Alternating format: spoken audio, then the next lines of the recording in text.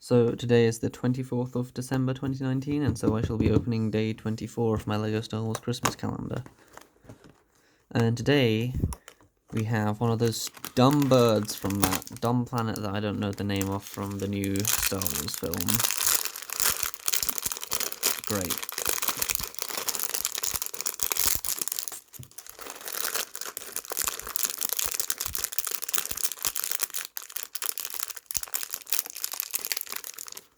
Oh, I'm annoyed that Star Wars introduced these birds because they're supposed to be some like cute, not really comedy relief character. But to be honest, they're just there to sell merchandise. Like, there are various LEGO related things in the LEGO store that contain these birds. For example, the advent calendar. There's also like an entire just LEGO brick model of one of these birds. Thanks, Star Wars. And I'm just not very interested in it. Right, let's follow the instructions.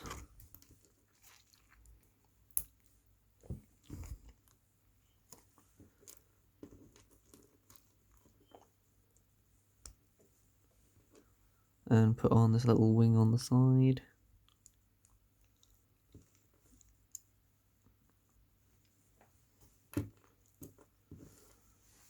Put on the head. Although I'm not sure if you're supposed to... Oh no, you're supposed to put this red piece on the back. Lovely. And let's put a stud. And then a hat on top. To be honest, I don't really like doing it like that. You can, in fact, put the hat on without a stud, as far as I'm aware. It does make it more difficult to take the hat off, but I think it's quite funny like this, covering its face slightly. And it also wants me to put a little star on a 1x2 with a star in the middle. I'm not really sure what that's about. Here's today's.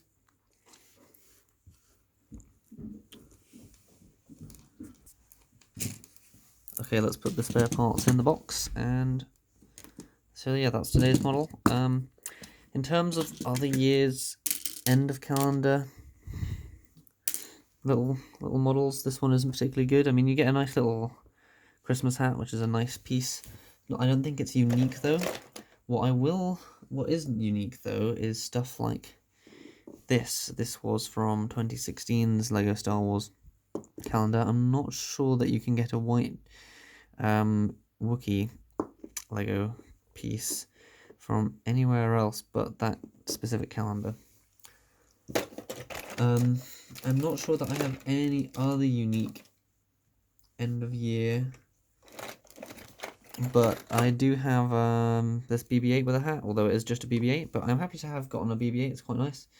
Other years also ended with stuff like this, a C-3PO, but this isn't unique because it's just a Santa's top put on the rest of C-3PO pieces. It would have been nicer, to be honest, if it had a C-3PO body piece, because then you would have actually gotten an entire C-3PO. You also got an R2-D2, which is quite nice. I like getting figures like this, although I think it's quite funny that they made it Christmassy by just putting Outlands on top. The idea was to have R2-D2 being pulling C-3PO sleigh. There was a LEGO present piece, but I managed to lose that, so that's cool. Anyway, so let's do a quick overview of all of the 24 days. So in here are all the spare parts collected from this calendar. This is quite a lot of spare parts, considering that this was technically one LEGO box, although it also technically contained 24 LEGO sets, and I would say this is fewer spare parts than you would expect to get from 24 like decently sized LEGO sets, like above £20. But it's also a lot of spare parts to get from just one box of LEGO, so that's quite nice, the amount of spare parts you get. Lots of little studs and arms and stuff, quite nice to have, to be honest. Right, let's do an overview of this year's LEGO Star Wars Christmas calendar. So if I angle the camera up and focus and move it backwards a bit, you can now see every single day in one frame. If you want to see every single day, you can pause it here.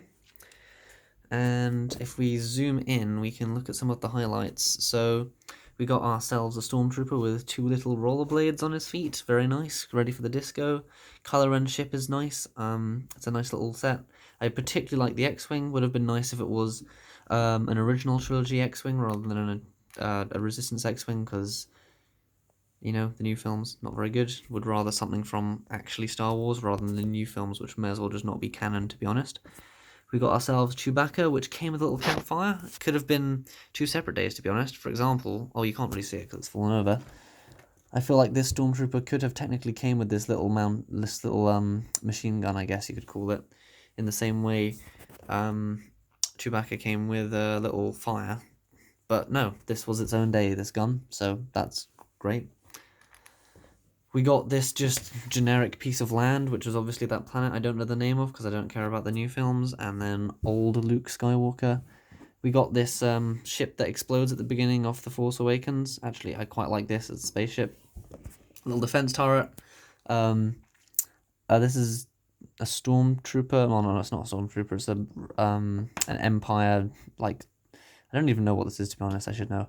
Something like a gun turret controller in an Empire space or something. One of those little mouse droids that zips around the place.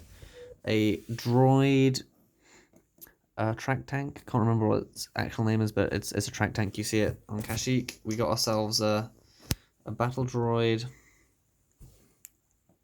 an MTT for deploying battle droids, a landing pod, a rebel. Let's put his hat on straight. The little bat thing that you see with the Millennium Falcon. A Hoth ion cannon. So I guess this section is like these 4 are just the original trilogy. Oh no, there's 5. Got ourselves a Cloud City starfighter. I don't know what this is. Might be a First Order pilot or something. And a Christmas present gonk droid. And finally, of course, a Christmas hat wearing birdie thingy that I can't remember the name of. Porg. That's a Porg. So yeah. Overall, I'd give this Christmas calendar like a 3.5 out of 5, which is also a 7 out of 10, because, I mean, Christmas, relative to the other LEGO Star Wars Christmas calendars, because LEGO Star Wars Christmas calendars are the best it gets in terms of Christmas calendars. They are literally the best money can buy. You can't technically buy a better commercially available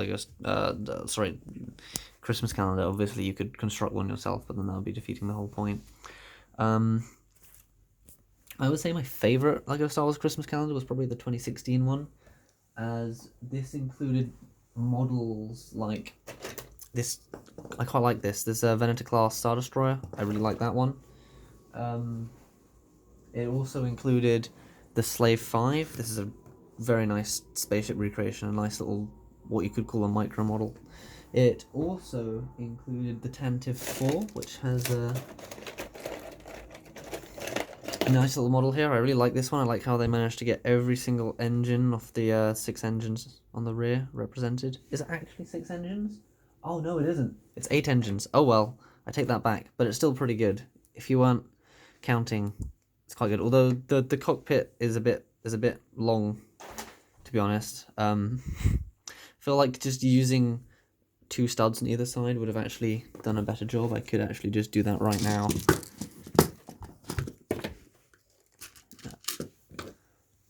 To make a better representation of the Tantive 4. There was also that droid. Oh, it's the wrong colour. Also that droid transport ship in the 2016 one. Like, it just came with loads of good spaceships and a TIE fighter. Like, this is good as well. Like, 2016 was the height of LEGO Star Wars Christmas calendars, in my opinion. And that would probably be a 10 out of 10. That looks a bit better. It's like just not as absurdly long or sticky outy. Yeah, and this was also 2016, this unique LEGO piece. 2016 also had, I think, a pretty good... No, it didn't have a Star Destroyer that year. Oh well. 2015 was also a good one as well. It came with a few good ships. It came with stuff like the Sandcrawler. So this was a 2015 one, the Sandcrawler. It also came with, a nice little AAT, a little droid tank. I really like this AAT. It goes quite well with the droid track tank from this year, although they're actually not to scale. Oh well.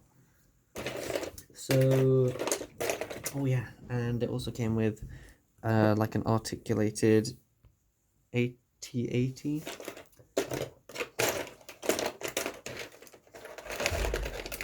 And we also got ourselves, oh no, that was a different year, don't mind me. 2017 also came with some decent stuff. 2017 came with this ATST, which I like quite a lot. 2017 also came with this Millennium Falcon, which I quite like. It's better than an earlier version of the Millennium Falcon. I think this Millennium Falcon came from the 2015 one. 2017 also came with a little Rogue One First Order transporter. Oh, and let's just keep skipping backwards and forwards between the years. 2016 came with this Jedi Starfighter that appears in Episode 2 of the Star Wars prequels. I mean, there's more stuff, but I mean, that's some comparison for you. I quite like the vehicles, basically, in these sets. And that is all for today. Goodbye.